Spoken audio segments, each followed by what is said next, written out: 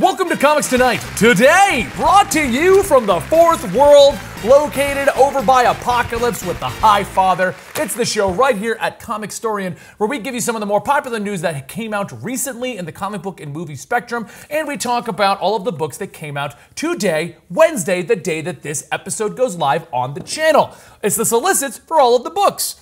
If you'd like this show and you want to support it, please consider visiting our Patreon, patreon.com/Comicstorian, where we bring you 5 to 6 different podcasts over there, some of which you get early access to, such as the RMBE, and 3 days a week you get early access to various videos. You can also find it live on twitch.tv/EligibleMonster every Monday morning when we film this, which is right now. Right now. I can say it weird. Hi, Twitch. I'm waving to them. See, if you were here, I'd be waving to you as well. So, Dan, we've been gone for 3 weeks. It's time to talk about some really big news that came out. Are we talking about Ant-Man and Wasp and how amazing it was? Because I'd really like to talk about that. No. We can't talk about that at all right now because that is still within spoiler territory. The unwritten rule here in the office is a week. We give them at least a week, Dan. Fine. What other big news do we have today, Benny? Well, starting off at the top of the list, we're going to be going through the news as I sit here with my guest today, Robert. Hello, Robert. What's up? I'm still trying to figure out where I put that H6. What's up, peeps? How's everybody doing? Welcome to Comics Tonight, Rob. This isn't a podcast. You don't have ramble space. We got to hit the topics. Oh yeah. Okay, I don't have ramble time. Okay. Right. What's up, guys? Yeah. If you enjoy Rob here on the show, don't forget to check him out over on our weekly podcast on Saturdays, RMBE, or you can find him over at Comics Explained, where he does a really good job explaining comics, much better than I do. I just have funny voices. Anyway, first off, Walmart has decided to start selling anthology issues of Batman, Superman, Wonder Woman, 100-page issues. It's, in my opinion, a great way to break into the more casual market who doesn't want to venture to a local comic book store and doesn't want to get digital. You can be standing in line at Walmart, you can be buying your groceries, buying your clothing, and go, oh, a Batman, I wonder what this is. How do you feel about this? That's exactly right. Like, the person who comes out of seeing Infinity War is probably not going to go to a comic book store and buy a Thanos comic book. But they will buy one if they see it at Walmart.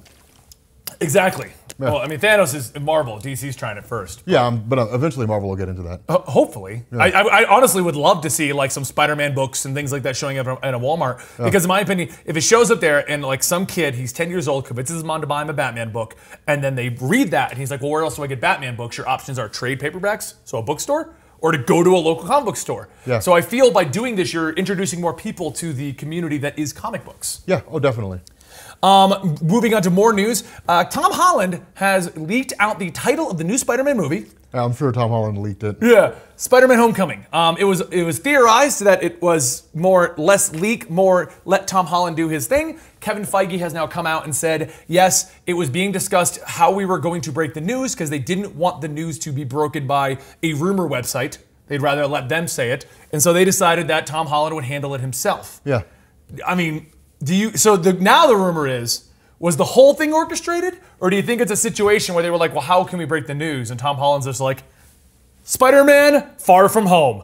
Oh, the Tom Holland, like, it was totally planned. I have a hard time believing that nothing, I mean, you're talking about the MCU, which has managed to keep a tight lid on, like, Avengers 4.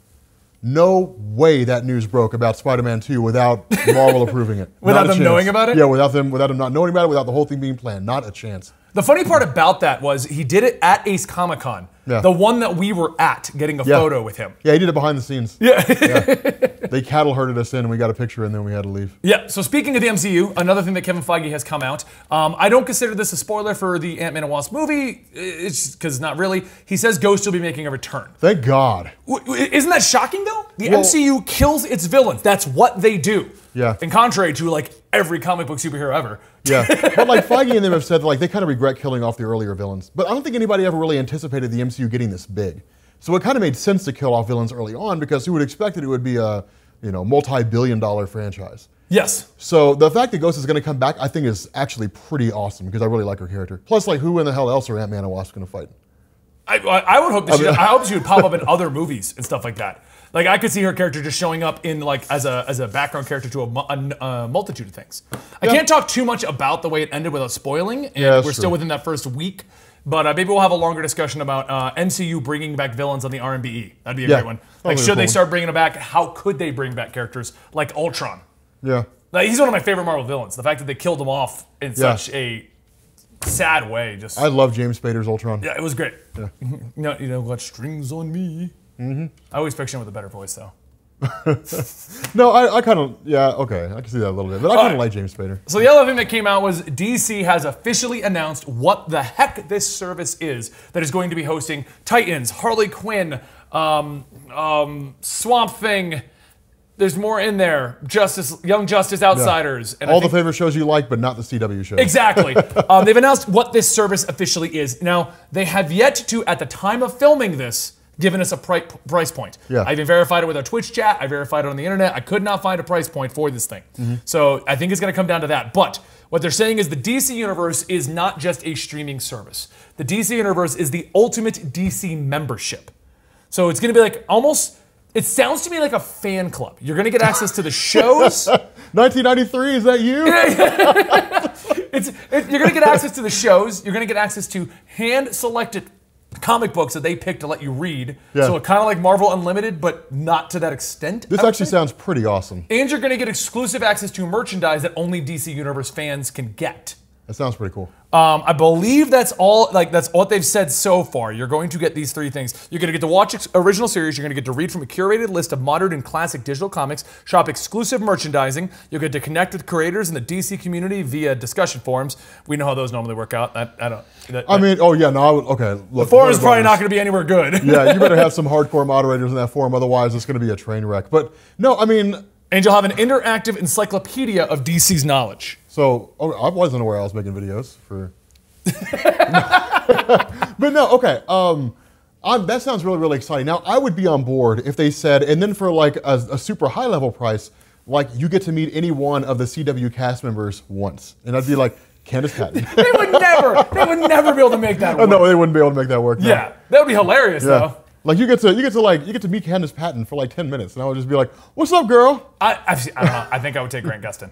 I think I'd want to meet Grant Gustin. Okay, well you meet Grant Gustin, I'll meet Candace Patton. All right, deal. All right, we'll do it together. Yeah. Okay, cool. But no, I think what it's going to come down is the price point. If they can keep this between, I would say a maximum that I would be willing. Okay, let me rephrase that. A maximum that I'd be willing to pay pre-being a YouTuber who does comic books. Yeah, definitely. When I was back in the military buying my books with a limited budget, and I couldn't just write off all my comic book purchases, I would say the maximum I would go is $9.99. And even that, you'd have to have some good stuff in that for me to be. I would do a little bit more. $4.99 would be better, but I would be willing to do as high as 20. I would stay with $9.99 if all it is a streaming service, because it's got to be on par with the cost of like Hulu and Netflix and all that kind of stuff. But the fact that you get a lot more than just streaming shows, I'd be willing to pay 20. Now more than that, then you're talking me out of the deal. But no, I'd do. See, I mean, pre being YouTuber who gets to write off his subscription and things like that, you know. Yeah. I don't know. There'd have to be a lot into that for me to be like $20 because I don't pay $20 for Netflix. But I also know how big you are on like merch and all that kind of stuff. I do like merch. Yeah. We're actually starting an entire collectible podcast. Hey, what do you think of this name? Before I let you go over here and we do our final Comicstorian? No. I didn't want to link to that. Collectible Horde. I mean, I guess. No, you don't like it? Not really. It's like a collectible show. Collectible Horde. Collectible Horde. I mean, it sounds like a Gears of War show. If I'm being honest with you. Yeah. All right. And sadly, the last bit of news that we were going to go over that has not been mentioned because we've been gone for 3 weeks. Yeah. Is one of the creators or co-creator with Stan Lee for a lot of Marvel Comics superheroes, Spider-Man, Doctor Strange, people you've fallen in love with, people that we've enjoyed. Yeah. Steve Ditko has passed on. He was the age of 90. This happened on June 29th, 2018. No one's really heard or seen him in a while, but he has still been influential in comics. When this happened, you could see on Twitter a lot of creators that I know of and things like that commenting that they'd met Steve or Steve inspired them. It's hard to deny that Steve Ditko had a huge hand in what made comics today. He really was. Steve Ditko, Stan Lee, Jack Kirby, they were like the trinity of 1960s Marvel. Yeah. They had a huge hand in things. Yeah, it's definitely a loss. It's a pretty big loss for the industry. I mean, granted, Steve Ditko's been out of the industry for quite some time. But still, to have someone who was that influential, have that much of an impact on the early Marvel Comics industry, pass on, I think is definitely something, something to mourn. So we'll have a moment of silence for that, and then we'll move on to our solicits of the day. Yeah. All right. Well, I never know how long moments of silence are supposed to go on for. I've had to deal with those quite a bit while in the military. They're always quite awkward because you never know. Is it like 3 seconds? About 3 seconds typically. Okay, that's what I thought. Yeah. Anyway, Rob, thank you for being here today. Yeah, If you want definitely. more information from Rob, you can go check him out over at Comics Explained on YouTube. You can find him on Twitter, Instagram, both at Comics Explained, and you can find him right here on the RMBE on Saturdays. That's the other podcast that Rob and I do where we discuss things more in depth. Yes. Such as, I think the MCU one's a good idea. I think that is a good one. How would we revive all the villains? Yep. I think another good idea is to also go vape. I will see y'all on the flip side. And on that note, time for them solicits. All right, guys, it's time to go through the solicits. Starting at the top of the list, we have Quicksilver, No Surrender, number 3. Quicksilver continues his fight for survival at the edge of reality, and now he must protect his sister Scarlet Witch from the forces that she can't even perceive. I've actually been reading this one, really enjoying the Quicksilver No Surrender run. I'm not even gonna lie, I made fun of it when it was being announced. I'm like, who the heck cares about Quicksilver? You know who cares? Apparently this guy. Over in Unbeatable Squirrel Girl, Volume 2, number 34. Squirrel Girl and Kraven have had a nice day out as civilians instead of their usual costumed identities. It's really straightforward and uneventful. Is what we would be saying if it was way more boring, which it isn't. Instead, we can say the Squirrel Girl and Kraven battled Mojo's evil clone, saving the city from his deadly machinations. Then they all got arrested. Actually, once again, I've not been quiet that I dislike the Squirrel Girl book and the art, but I kind of want to see how she interacts with Kraven. Over in Old Man Logan, number 43, we have Blinded by Science. Kamala and Bruno are learning how their friends... Wait. Okay. So remember at the beginning of the show, I said if the solicit's wrong, it's not our fault. I can't even blame Gary for this. Let me see the viewer. I'll let you know at the end of this. Let me see if you can tell what's wrong with this solicit.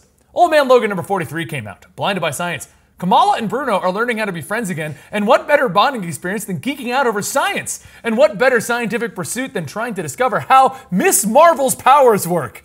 And what a better time for Absolute Calamity to break into Jersey City and upend the whole thing. Dan, can you tell me what's wrong with that solicit?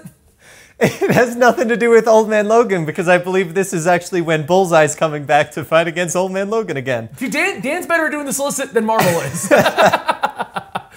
So also, I don't know, oh, hey, guess what? Miss Marvel number 32.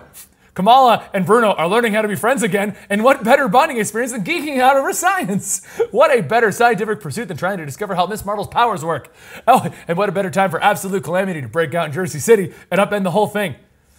One of these things is wrong. Over in Hunt for Wolverine, Adamantium Agenda number 3, has Sinister unlocked the secrets of Logan's genes? The hunt for Wolverine has led the new Avenger teammates into the mysteries of the genetic codes of the heroes in the Marvel Universe. And where's that superpower? And where are those superpowered genes? You know, and where there's superpowered genes, you know that Mr. Sinister's involved. I could not say that sentence. I'm drying up over here, just drying up, Domino number 4, someone's about to get lucky, and it's not Benny. Or it might just be Shang-Chi Master Kung Fu. If he plays his cards right, that is. Domino's search for answers about her past takes her to Hong Kong. Will she stay on the straight and narrow or go down to the seedy underbelly? I'm actually really enjoying Domino, and the artwork is beautiful and is written by Gail Simone, so go check that out if you're into Domino or Gail Simone's writing. Darth Vader number 18, it's time for Grand Moff Tarkin to repay the long-standing debt to Darth Vader. For some reason, those names are in caps. And settling what is owed will require every last bit of his cunning and will cost more than he's ever imagined. X-Men Blue, Magneto Hellfire Hunter. After the events of Cry Havoc, Magneto is on a mission of vengeance. That's all you need to know. X-Men Blue. Insert my usual joke about Pokemon here, where it's red, blue, silver, green. Pokemon Day was fun. If you didn't go on Pokemon Day, I walked around for 4 hours in 100-degree weather catching Squirtles. Squirtle, Squirtle, Squirtle. Dylan put Squirtles on the screen. I did not get a shiny with sunglasses.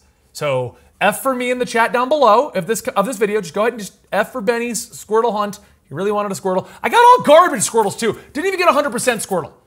I don't... If I spend 4 hours out there in the 100-degree weather, you better just give me something, Pokemon Go. Over in X23 volume... What? X32? No, it's coming out. Why is this doesn't? Okay, X23, but it's called X32, and it's about all new Wolverine. If this is accurate and not a misprint, X23 #1, cloned from a warrior raised as a killer, Laura Kinney has gone through hell and come on the other side of hero. After a stint as only Wolverine, she returns to her roots as X23 to make sure nobody has ever gone through the horrors that she has. With her sister Gabby and her bitch Jonathan in tow, X23 forges her own destiny in a new series by Mariko Tamaki. It's begun. Detective Comics number 984, On the Outside, Part 2. Batman wanted Black Lightning involved. You know what? Batman and Black Lightning are teaming up to make a new team, but it doesn't matter. I'm in this series. I died in the first issue, but I'm there. It's because of that I'm re-dyeing my hair to purple. I dyed it black for a meeting with old people who don't understand colors in your hair, but I'm dyeing it back to purple. I wasn't going to, but I'm in a comic with Just go buy Detective Comics 983. I'm in the first page, I die in the second, but yes.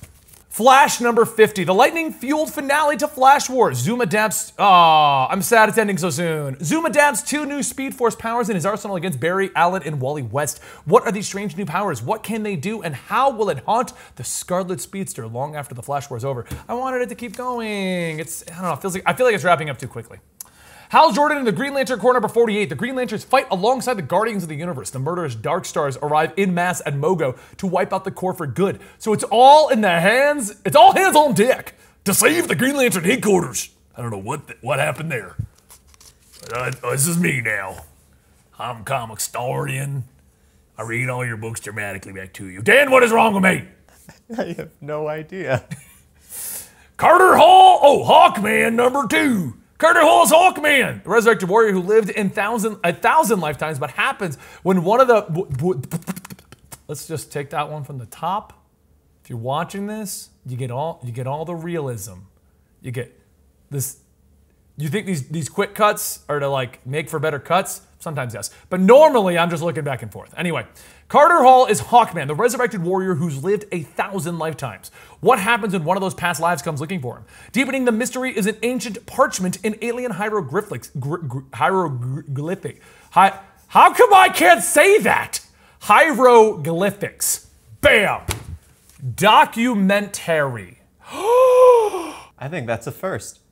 For those of you who don't know, every time I say documentary, I always say documentary, and it got to the point where I just don't say it, I say doc. I've been in professional meetings, and I've said doc. Like, we'll be talking, and they'll be like, what do you want to produce? And I'll be like, I want to make a show about collectibles. By the way, find that over on Comicstorian, soon Collectibles podcast. Anyway, I want to make a show about that, and they're like, what do you mean? I'm like, kind of like that doc, Toys That Made Us, and they look at me weird, because I can't say documentary.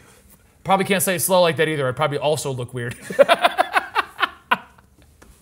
Revealing an unexpected familiar name on Earth, Hunting Hawkman. Either way, Hawkman number 1 is amazing, and it fixed his origin in like 2 pages. Check it out. Immortal Men number 4. Can the Immortal Man, okay, Immortal Man, Dan, is there 2? The book's called The Immortal Men, okay, but the main person is the Immortal Man. Thank you. Can the Immortal Man hope to defeat the Infinite Woman? Armed with a weapon courtesy of the Batman Who Laughs, the Infinite Woman takes aim against the Immortals. It's the House of Conquest versus the House of Action and the House of Targaryens in the oldest secret war in the DCU now reveals to the world. Targaryens are not actually there. I like Game of Thrones. Plastic Man number 2, Eel. Okay, this is an actual question. Is it Eel or L? I've always said L, but apparently someone said Eel. I always say Eel. Eel? Okay, yeah. We'll go with Eel. Eel didn't like it when a spy blackmailed him over his secret identity and then a kid found out. Now the dancers at his club know, and the concept of a secret identity has gotten stretched way the heck out of whack. But the dancer's helping him find the kid, who is now by some bad guys who don't know his secret identity. Just his costume persona, which is a terrible day, even in his pretty rotten life. Also written by Gail Simone. Also a really good first issue. Please check it out. Sideways, number 6. Thanks to his dimensional hopping powers, Derek James is having a terrible, horrible, no good, very bad week. As the life-changing secrets are revealed, one missed phone call will set in motion a tragedy so personal for Sideways that no one will ever see it coming. You've been warned. A can't miss issue as Sideways life goes, well, you know. Did they just try to pun themselves? I think they did. It's almost like Dan wrote that solicit. It's so bad. I mean, the joke at the end. The solicit itself makes me interested in what's happening to Sideways. That joke at the end is almost like Dan wrote that. Suicide Squad number 44, guest starring Batman! The new Titans on the squad in a part 4 of Constriction. Someone may have been dancing at the end of a rope before it's all said and done. The murderous Cobra is looking to put the squeeze on Deadshot's daughter Zoe. Even with the Dark Knight's back up, will the squad be ready for Cobra's bait and switch? That flowed way too well.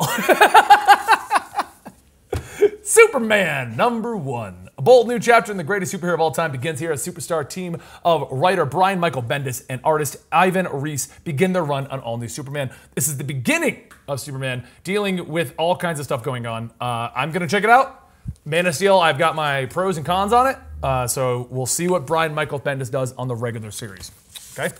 Titans number 23. Can anything stop the meta-gene pandemic unleashed throughout the events of Justice League No Justice? The all-new Titans are on the case. Roll call. Nightwing, Donna Troy, Raven, Steel, Beast Boy, Miss Martian. Dylan, you better have like things flown in from the sides of the screen here. Otherwise, I'm gonna look like a moron. Wonder Woman number 50. A new pantheon of gods has been born, but who are they? Where did they come from? What did they want? All questions for Wonder Woman. Because she's played more of a role in their arrival than you think. Will it fall to Diana to end their existence as well? Meanwhile, Wonder Woman's brother Jason learns his true purpose. It's all here in an Exercise Anniversary issue. Been really enjoying the Dark Gods and Jason run. Xena number 6. Oh, we're getting to the weird side of things that Gary printed out for me. Xena number 6, the start of an all-new adventure. A young girl flees for her life from her parents? I feel like they really should have structured that sentence differently. Xena and Gabrielle must determine if the girl's a visionary or a demon. Unfortunately for all concerned, the oracles of Delphi have already decided. DuckTales, woohoo! Number 10. When Huey discovers Dewey has been sneaking out at night and gets to the bottom of the mystery by grabbing a pair of hedge clippers, that's when Donald Scrooge and the boys search for a treasure of the two-headed horse, and they get a few more heads than they bargained for. How did I not stumble on that? But I stumbled on like basic sentence structure and other things. League of Extraordinary Gentlemen, Tempest, number 1. After an epic 20-year journey through the entirety of human culture, Alan Moore and Kevin O'Neill conclude their legendary League of Extraordinary Gentlemen and their equally legendary comic book careers with the series' spectacular 4th and final volume, Tempest. This 6-issue miniseries is a celebration to everything that comics were, are, and could be. I didn't know Alan Moore was ending his comic book career with League of Extraordinary Gentlemen. Either that solicit's like completely off, or I guess that's the end. Oblivion song. Things in Oblivion are heating up as Nathan deals with danger on all sides. That's all it says. It's one sentence. It's the new book from Robert Kirkman. If you enjoy Walking Dead, Thief of Thieves, there's that one about the ghost, Outcast, then check out his new book, or Invincible. Check out Oblivion Song. It's just like his other stuff. Really good. You'd like it. Champions number 22. Guest starring the guest starring the Macabre Man-Thing. The Champions' mission in space, an Infinity Countdown, has left its mark, and the team tries to move on. A chance to bring back to a